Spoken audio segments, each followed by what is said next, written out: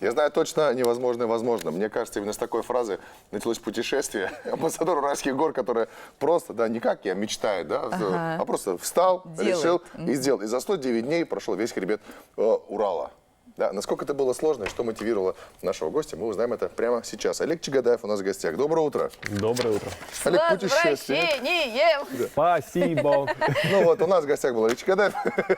Посмотрели, увидели, как выглядит человек, амбассадор Уральских гор. Больше 3000 километров пройдено вот этими двумя ногами. Больше 3 месяцев. И сколько красоты было увидено этими двумя глазами. Бесконечное количество, потому что Уральские горы – это самые разнообразные горы страны. Начинаются в степях Казахстана, в степях Оренбуржья, точнее даже, и заканчиваются в полярных пустынях у Карского моря. И между вот этими двумя точками это и тайга, и широколиственные леса, и ледники, кары, оленеводы, пчелы, медведи. Бесконечное количество красоты, почти все, что есть в России. Так, подождите, медведи? Вы с ними встречались? Ну, конечно. Идя через Урал, невозможно встретиться с медведем. Это достаточно, мне кажется, медведей на Урале живет больше, чем людей. Так, ну... Как они реагировали? Как они реагировали? Давай, Олег! Ну, с одной стороны, к сожалению, они не слишком общительные, а с другой стороны, наверное, хорошо, что они не общительные, а они обычно стараются уйти в сторону. Вот поэтому пообщаться не получается. Как воздержались от общения? Не будем сейчас спрашивать, как вести себя при встрече с медведем. Надеюсь, что нашим телезрителям эта информация не понадобится. Если что, лучше поищите ее, когда отправляетесь в Уральские горы. Да, лучше поищите ружье, прежде чем отправляться. О, начинается. Ну, Давай ладно. обсудим это позже. Олег, я как женщина не могу не спросить, ну что сказала ваша супруга, когда вы заявили, что вот все, вы отправляетесь, у вас такой план? Она сказала: отлично, давай. Единственное, что нам нужно сделать еще одного ребенка. И ровно через 9 месяцев родилась моя дочка Оля. Поздравляем вас с рождением, да, то есть ей совсем немного, даже не лет еще, да, и даже годика нет. Полгода. То есть вы уходили в свою экспедицию, когда Оленьке было... 3 месяца. И давайте озвучим то, что Олег пошел в экспедицию совершенно один. Да. Даже один. Почему? Олег, расскажите, почему? Зачем вообще? Да. Что мотивировало? Почему один? Почему один ну, и какие цели преследовали? Потому что если ты идешь вдвоем, то это в 2 раза больше шансов, что что-то пойдет не так, во-первых. А во-вторых, ну, нужно, конечно, быть очень близким с человеком, очень доверительных отношениях, чтобы провести с ним 3 месяца в палатке и после этого не убить друг друга, потому что это тяжело, плохо, и с собой-то не всегда получается договориться, а тут еще нужно с кем-то. Наверное, единственное, с кем я хотел пойти, это своей супругой Татьяной Сергеевной, но она пока занята.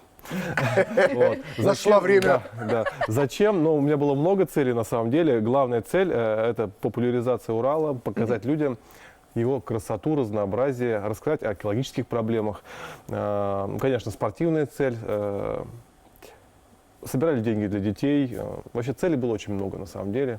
И почти все я выполнил, а еще какие-то предстоит выполнить в будущем, потому что экспедиция не закончилась, еще нужно обработать материалы, написать книгу, снять фильм, смонтировать. И работы еще очень много. Слушайте, у меня вопрос. А как вы справлялись с дефицитом общения с людьми? Ну, 3 месяца в одиночку. Или телефон как-то все-таки какая-то связь была, на пейджер скидывали письма, Да. через бабочек отправляли как-то? Почти так. Ну, во-первых, связь на Урале, примерно на половине территории Урала есть связь, поэтому я активно писал, публиковал посты, показывал людям красоту Урала и получал обратную связь. Ну а там, где совсем дикие места, примерно это тоже половина Урала, у меня есть спутниковый трекер, и мы с моей супругой Татьяной Сергеевной всегда были на связи, вплоть до того, как обсудить ее новую прическу. Поэтому у нас, я не чувствовал себя одиноко, она меня всегда поддерживала. Танюш, спасибо большое. Я тоже сегодня завился. Типа того. Ну, теперь я спокойна. Я, конечно, очень сильно переживала, как же ваша семья без вас так много времени провела. Оказывается, Да. вы все-таки были на связи, да? У меня еще один сразу вопрос, просто догонка. Я как человек, да, во-первых, общительный, спросил, что делать с дефицитом общения, если вдруг я тоже соберусь покорять горы. И второй, по мне видно, и логичный вопрос, что с едой? Как кушать-то? 109 дней, 3 с лишним месяца. Доставка явно не приедет туда. Да, Яндекс.Еда, к сожалению, не работает. Во многих местах Южного Урала. Ну, на самом деле, да, это одна из важных проблем, важных вызовов, так скажем, маршрута. Невозможно пронести с собой на 3000 километров еду по горам. Поэтому маршрут был разбит на 18 этапов, и в конце каждого этапа была заброска с продуктами. Вот как раз обеспечение заброски ложилось на плечи моей супруги. Это был не менее сложно, на самом деле, не менее сложная задача, чем идти просто по маршруту, брать заброски и идти дальше. С едой все было просто. Это сублимированное мясо, каши, конфеты и все такое прочее. Ягодки иногда оленина, когда уже дошел до севера, и там начались оленеводы. Вот. Но в целом... Хорошо, что вы уточнили, что начались оленеводы, а не олени. А вот и оленина. Сколько пар кроссовок стоптали в этом пути?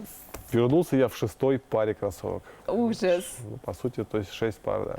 Скоро можно будет к вам в директ писать, задавать вопросы, какие кроссовки лучше выбрать, какие дольше живут. Да. У нас есть вопросы от наших телезрителей. Да. Наш WhatsApp-канал действует по-прежнему, так что если вы хотите что-то уточнить у нашего гостя, пишите. Поторопитесь.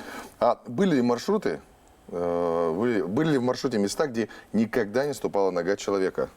Ну, к счастью, а может быть к несчастью, Урал достаточно известные горы в плане вот этой истории, потому что на Урале всегда жили люди, на Урале было много экспедиций геологических, топографических, поэтому, конечно, таких мест нет, но в целом есть очень глухие места, о которых даже и фотографий нету, и я это недочет исправлял. То есть там, где не было еще ноги человека, нога Олега вступила и сделала фотосет. Да. К сожалению, среды геологов мы встречаем очень много. У меня такое ощущение, что я очень уважительно отношусь к профессии геологов. У меня такое ощущение, что у них отдельно в плане работы стоит покрыть территорию их работы мусором совершенно ровным слоем. Вот. И если нас смотрят геологи, я к ним призываю, остановитесь, убирайте за собой. Пожалуйста. Да. Еще одна важная информация для туристов, ну, тех, кто любит походы в горы, да, это тот факт, что вы оставляли, так скажем, приманки для тех, кто хочет увидеть действительно необычные места. Что за чекоины? Почему так называется и как их найти? Ну, здесь стоит начать с того, что я создал ювелирный бренд, который мы делаем украшения про горы, про дикую природу, про путешествия. Вот, у нас есть там серебряный ремель, условно говоря. И я давно прячу клады в горах, мне это нравится, и людям нравится, как я понимаю, да. Но вот к этой истории мы решили подойти более так основательно и создали 5 уникальных жетонов по 5 районов Урала. Урал делится на южный, средний, северный, приполярный, полярный. И вот в каждом районе Урала я спрятал в труднодоступном, в интересном месте этот жетон, уникальный жетон, который вот создан под маршрут. И расскажу я, где спрятаны эти жетоны, в книге, которая выйдет через год, через 2. То есть год-два эти жетоны там полежат, скорее всего, если только кто-то супер внимательный их. Очень вряд ли, да? Что их кто-то найдет. Но серебро, оно не портится, поэтому, я думаю, они будут только дороже через год, через 2. Ух ты, вот так и захотелось. Ты же хочешь все-таки пройтись, да, по Уралу и вообще еще увидеть. И заработать на этом, я же не знал. Ну, заработать даже не вот это вот, да, а действительно уникальную вещь. Так что на Южном Урале тоже лежит. Видишь, это неподалеку. Звучит как вызов. Лежит, и встал, пошел. На этом жетоне профиль ремеля нарисован. То есть книга, вот что ждет нас впереди. Фильм, снятый, точнее, смонтированный. Путешествие по горам и поиски чекоинов, правильно я понимаю? Ну, это твоя уже. И много-много публикаций, более маленьких. Смотрите, вот об этом можно, мне кажется, разговаривать и час, и не один, да, к сожалению, время беседы лимитировано, но тем не менее, давайте напомним, где можно посмотреть. Инстаграм, самая основная площадка, где можно ввести Олег Чагадаев, найти и прочитать. Не обязательно. Я стараюсь все социальные сети охватывать, у меня все они работают прекрасно. Инстаграм, Контакт, Фейсбук, YouTube. И даже ТикТок. Я думал, вы скажете, даже одноклассники. ТикТоком уже никого не удивите, Олег. Да. Ну и это было достаточно сложно идти и писать все это, потому что я каждый день публиковал новости, каждый день в реальном времени люди могли отслеживать мой путь. И можно сейчас этот путь еще раз пройти в онлайн-формате. Подписывайтесь на Олега, следите за следующими его анонсами. Спасибо большое, что популяризируете это прекрасное дело, наш родной край отчасти. Успехов вам в новых экспедициях. Спасибо, что помогаете в этом. Вам хорошего дня, классных впечатлений, отличной пятницы.